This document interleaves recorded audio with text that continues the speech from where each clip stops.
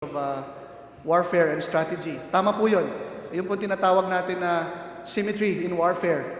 Ang ibig po sabihin nun, dapat man lang at least yung mga UN peacekeepers kasing lakas yung dala nilang armas o dapat mas malakas pa. Kasi po, we are not talking about contending armed forces anymore. We are talking about, and this was rightly pointed out by the distinguished gentleman, we are talking about rebels who do not recognize the Geneva Convention or any other protocol that pertains to warfare. So tama po yun.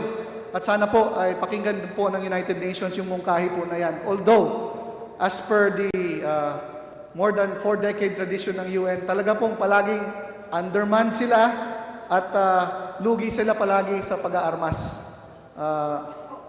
Mr. Speaker, distinguished gentlemen.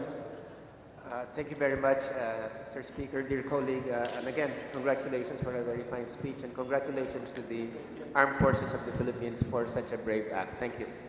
Thank you, Mr. Speaker. Thank you, distinguished gentlemen. Thank you, Honorable Bello and the Honorable Cedillo. The Acting Majority Leader, Honorable Romualdo.